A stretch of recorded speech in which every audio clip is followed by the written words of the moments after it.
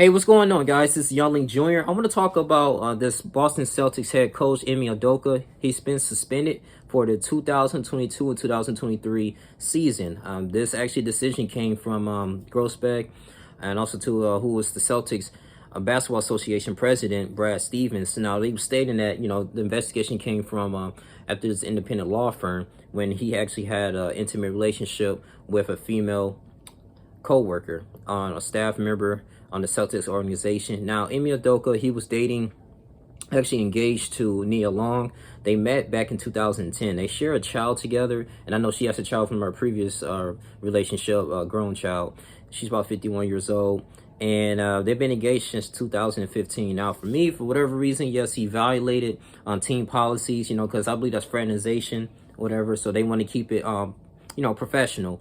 But the only thing what I don't agree with is the punishment. I believe it's a little bit egregious because this is a coach, his first year as the Celtics head coach, he led them to the NBA Finals. I mean, they went through tough teams, the Brooklyn Nets. They managed to beat Miami and everything. He helped with, people White, he had, for Jason Tatum, okay, Marcus Smart. I mean, he pretty much collectively came together and made, the Boston Celtics who they are. I mean, they haven't been to the NBA Finals, I believe, since 2000 and maybe 8, if I'm not mistaken.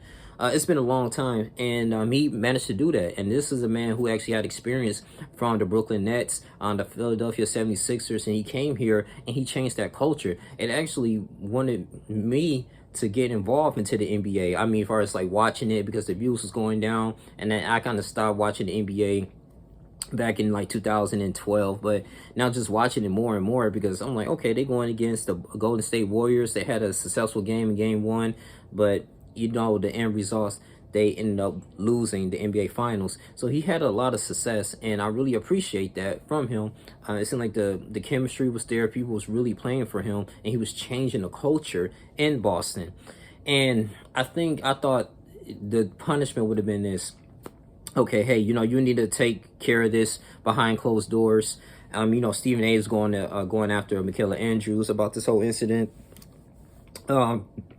I think it was a misunderstanding that he was saying that, blaming women for the organization, but it was not. And Michaela Andrews was like, okay, the story's still developing from my respect and from, for your respect. I'm just still learning about this. I'm not, talking down on you. It was just crazy. But at the end of the day, man, I just think this was a little bit egregious. I think they just should have suspended him for at least 5 or 6 games. I mean, he's not a trash coach. I mean, A, is either that you don't care about winning as an organization, or B, is because he's African American, or what is it? I mean, yes, he violates team policies, but I mean, for the entire season, and he's just kind of risking like, damn, okay, well, we got to go to the overboard. We got to have new leadership in the NBA, and maybe we can have a shot in the playoffs. But I don't know, man. I mean, they still got a good chance in going, but Emi Udoka, man, he just left a good legacy, and he was planning on trying to build a dynasty there. And yeah, it is what it is. I mean, it's really sad that he decided to do this for whatever reason, to go ahead and destroy his relationship with Nia Long. But at the end of the day, that's just something he had to handle privately. I think they should have just talked to him privately and warned him and say, hey, hey, you can't do this. We got to suspend you. We're not going to put this on the public media, but you gotta take back from that. Don't be dating these co-workers here. Keep it professional. We gotta, we got some rings we gotta chase. We gotta go ahead and create a legacy and put on the show for our fans. But I just think that the Boston Celtics organization, I think they did this a little bit too harsh. I mean, he didn't hurt anyone, but we don't know until we get some more additional information, or maybe behind closed doors, something happened. He was like, hey, I'm going to go ahead, and the young lady said, I'm going to go ahead and just talk to the Boston Celtics organization and say, hey, you did this to me. We don't know, man, but it's unfortunate. He made an apology. He's going through a difficult time right now.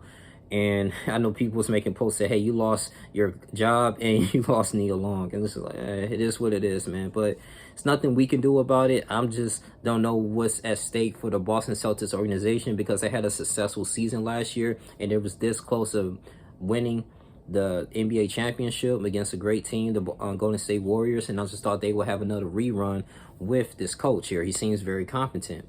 But hey, that's just my thoughts on it. I just don't agree with the punishment. But I think this too, and someone posted this on their community page. Yes, even though Emi Udoka is getting punished too, but should the women the woman who was involved in that situation get punished as well, not just him.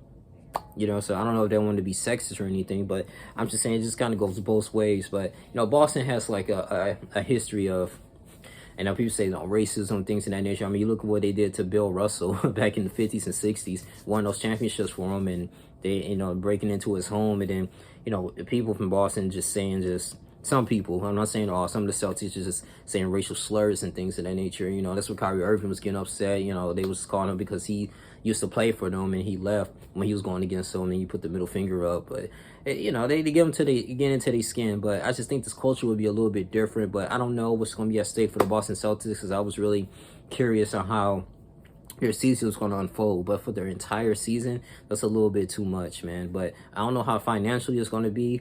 You know, I know he's on a contract, if he's still going to get his money or he's going to not be paid for that entire season, man. It's going to be different. So now, in turn, who's going to be the interim head coach is Joe Mazzulla. He's 34 years old. I believe he was a student at West Virginia University. He had a history back in 2008. He was arrested for aggravated assault and underage drinking, you know, and fighting at a bar and before in there a college. So, I mean, you know, he changing his life around. I don't know his history as far as him coaching, but we'll see. You know, Brad Stevens hired him, and you know, we'll see what he's gonna do. You know, it's John Mazzulla now. He's under their leadership, but I think it's gonna be a little bit different, man. So this is huge. This is really huge for the nature of this case here and the situation here.